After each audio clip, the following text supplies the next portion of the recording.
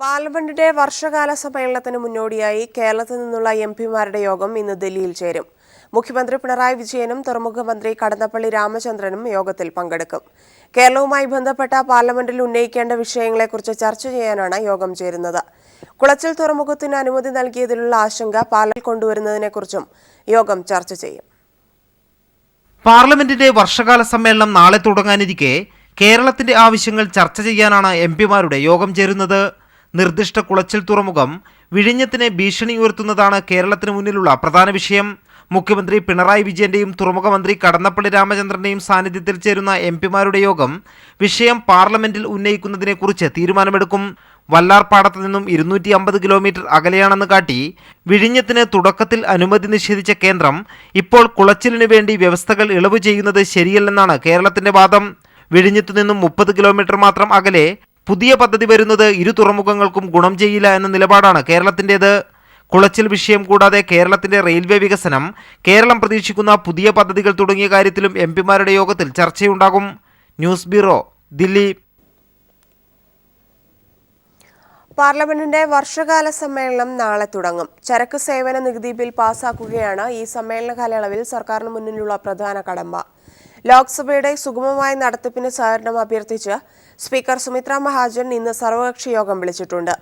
ചരക്ക് സേവന നികുതി ബിൽ പാസാക്കുന്നതിൽ പിന്തുണ തേടി കേന്ദ്ര സർക്കാർ വിളിച്ച സർവകക്ഷി യോഗവും ഇന്ന് ചേരും. 25 പുതിയ ബില്ലുകൾ ഈ സമ്മേളനത്തിൽ അവതരിപ്പിക്കാനാണ് കേന്ദ്ര സർക്കാർ തീരുമാനം. 26 ദിവസം നീണ്ടു നിൽക്കുന്ന വർഷകാല സമ്മേളനം ഓഗസ്റ്റ് 12-ന് അവസാനിക്കും.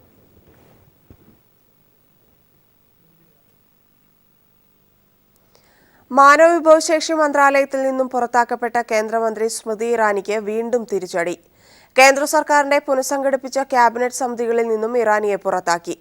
6 ക്യാബിനറ്റ് സമിതികളിൽ ഒന്നിൽ പോലും ഇറാനിക്ക് ഇടം ലഭിച്ചില്ല. പ്രധാനമന്ത്രി നരേന്ദ്രമോദിയുടെ വിശ്വസ്ത എന്ന നിലയിൽ കേന്ദ്രമന്ത്രിസഭയിൽ തിളങ്ങി നിൽക്കുകയായിരുന്ന സ്മൃതി ഇറാനിക്ക് ഇക്കഴിഞ്ഞ മന്ത്രിസഭാ പുനഃസംഘടനയിലാണ് വീഴ്ച പറ്റിയത്. മാനവവിഭവശേഷി വകുപ്പിൽ നിന്നും പുറത്തായതിനു പിന്നാലെ കേന്ദ്രമന്ത്രിസഭയുടെ ക്യാബിനറ്റ് സമിതികളിൽ നിന്നും പുറത്തായി. നേരത്തെ പാർലമെന്ററി കാര്യ സമിതിയുടെ ക്യാബിനറ്റ് കമ്മിറ്റിയിൽ അംഗമായിരുന്നു ഇറാനി. പക്ഷേ ഇത്തവണ 6 കമ്മിറ്റികൾ പുനഃസംഘടിപ്പിച്ചതിൽ ഒന്നിൽ പോലും സ്ഥാനം കണ്ടെത്താൻ ഇറാനിക്ക് കഴിഞ്ഞില്ല. സ്മൃതി ഇറാനിക്ക് പകരം മാനവവിഭവശേഷി മന്ത്രിയായ പ്രകാശ് ജാവദേക്കർ പാർലമെന്ററി കാര്യ സമിതികളിൽ ഇടം നേടി. മുക്താർ അബ്ബാസ് നഖ്വി, SS അലുവാലിയ, PP ചൗധരി എന്നിവർ സമിതികളിൽ പ്രത്യേക ക്ഷണിതാക്കളായി. ഘടകകക്ഷികൾക്കും കൂടുതൽ പ്രാതിനിധ്യം സമിതികളിൽ ലഭിച്ചു. ഇറാനിയേക്കാൾ ജൂനിയറായവർക്കും ക്യാബിനറ്റ് സമിതികളിൽ പരിഗണന ലഭിച്ചു. മാനവവിഭവശേഷി മന്ത്രിയായിരിക്കെ CBSE ചെയർമാൻ സ്ഥാനത്തേക്ക് സ്മൃതി ഇറാനി നിർദ്ദേശിച്ചയാളെ കഴിഞ്ഞ ദിവസം ക്യാബിനറ്റ് തള്ളിയിരുന്നു. സർവകലാശാലകളിലെ പ്രശ്നങ്ങൾ കൈകാര്യം ചെയ്യുന്നതിൽ സ്മൃതി ഇറാനിക്ക് പാളിച്ചു പറ്റിയതും വിമർശന വിധേയമാണ്. News bureau, Delhi. Kerala Congress steering committee യോഗം ഇന്ന് ഉച്ചയ്ക്ക് 2-ന് കോട്ടയത്തെ സംസ്ഥാന കമ്മിറ്റി ഓഫീസിൽ ചേരും.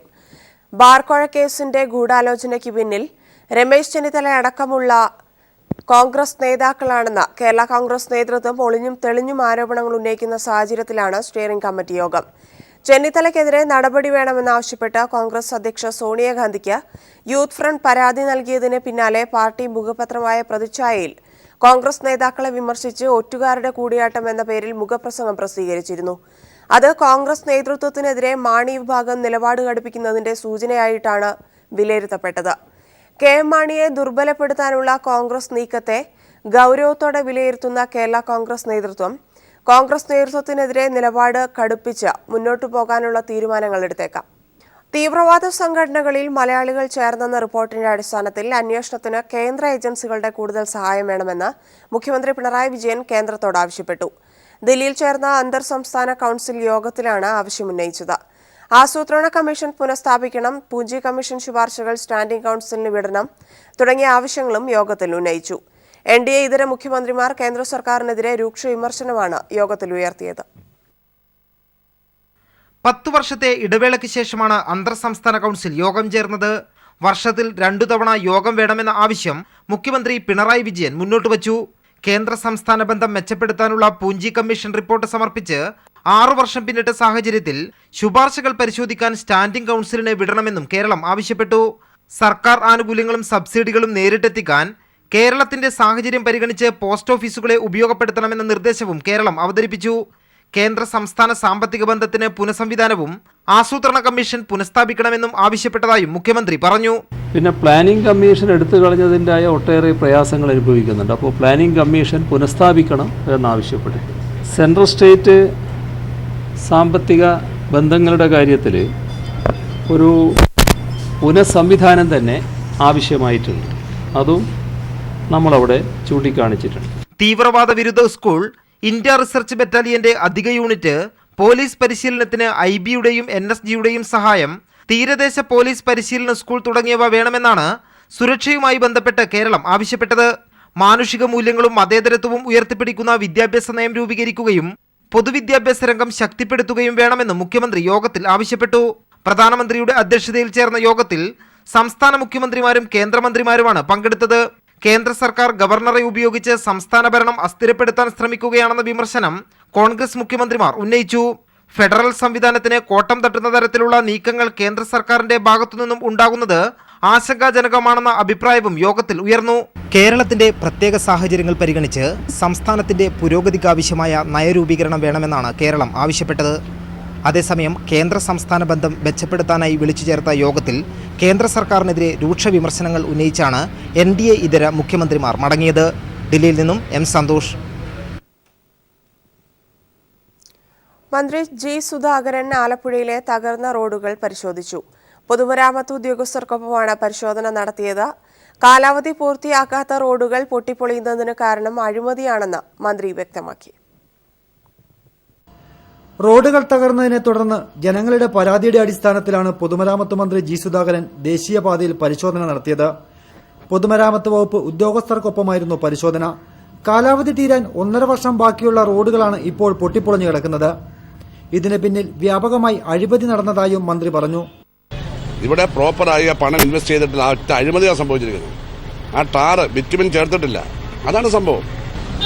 ഈ നിർമ്മാണം തകർന്നത് മാത്രമല്ല, ഘടനാപരമായി തന്നെ ഈ റോഡിന്റെ നിർമ്മാണം ഇനി എങ്ങനെ നടത്തണമെന്നുള്ളത് ഈ ഭാഗത്ത്, കാരണം ഇവിടെയാണ് ഏറ്റവും കൂടുതൽ തകരുന്നത്.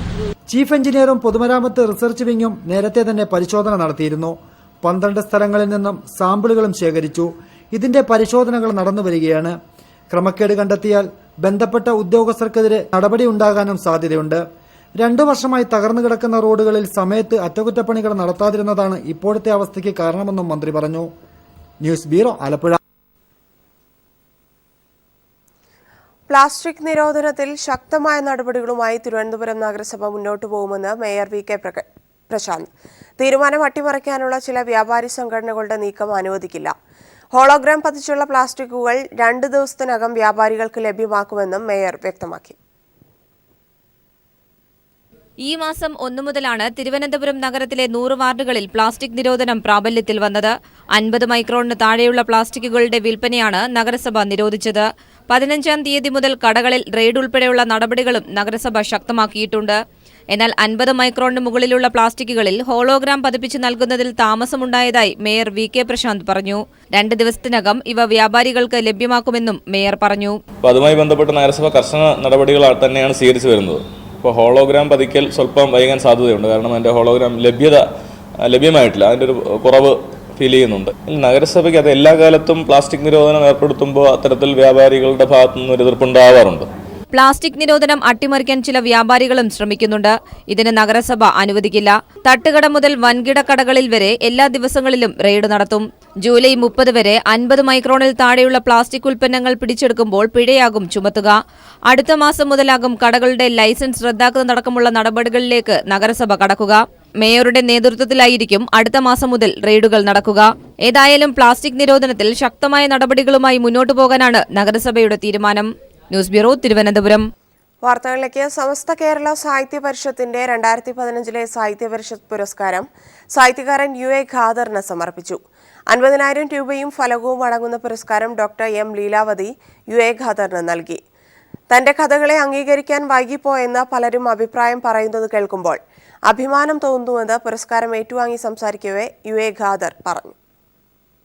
കൊച്ചിയിൽ നടന്ന ചടങ്ങിലാണ് സമസ്ത കേരള സാഹിത്യ പരിഷത്ത് എഴുത്തുകാരുടെ സമഗ്ര സംഭാവനയ്ക്ക് നൽകുന്ന 2015 സാഹിത്യ പരിഷത്ത് പുരസ്കാരം പ്രമുഖ എഴുത്തുകാരൻ UA ഖാദറിന് സമർപ്പിച്ചത്.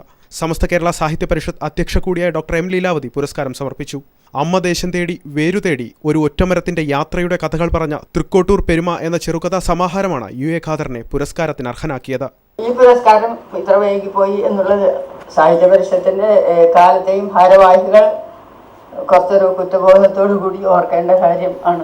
അവനവന്റെ കഥകളെക്കുറിച്ച് മറ്റുള്ളവർ പറയുന്നത് കേൾക്കാൻ സുഖമാണ്. പക്ഷേ ആ കഥകൾ സ്വയം വ്യാഖ്യാനിക്കുക എന്നത് എഴുത്തുകാരനെ സംബന്ധിച്ച് ഒരു ആന്തലാണെന്ന് പുരസ്കാരം ഏറ്റുവാങ്ങി സംസാരിക്കവേ UA ഖാദർ പറഞ്ഞു.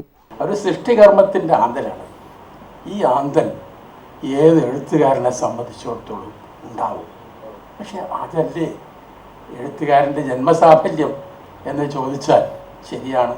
അത് തന്നെയാണ് ഏത് കലാകാരൻ്റെയും ജന്മസാഫല്യം എന്നാണ് എനിക്ക് പറയുവാനുള്ളത്.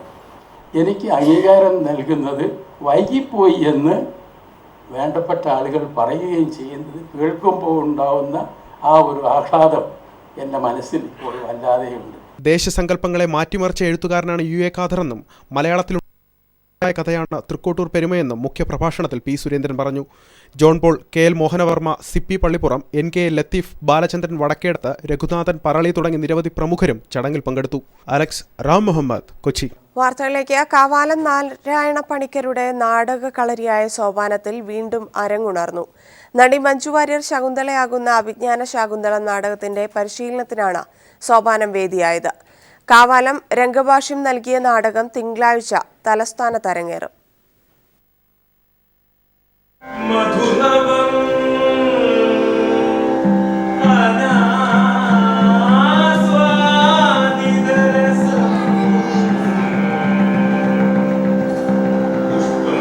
വിട പറഞ്ഞ നാടകാചാര്യൻ കാവാലം നാരായണ പണിക്കർക്ക് ഗുരുദക്ഷിണയായാണ് പ്രിയ ശിഷ്യ മഞ്ജു വാര്യർ ശകുന്തളയായി അരങ്ങിലെത്തുന്നത്.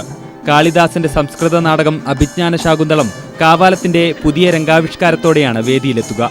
നാടകത്തിന്റെ പരിശീലനം കാവാലം സ്ഥാപിച്ച നാടകകളരിയായ സോപാനത്തിൽ പുരോഗമിക്കുകയാണ്.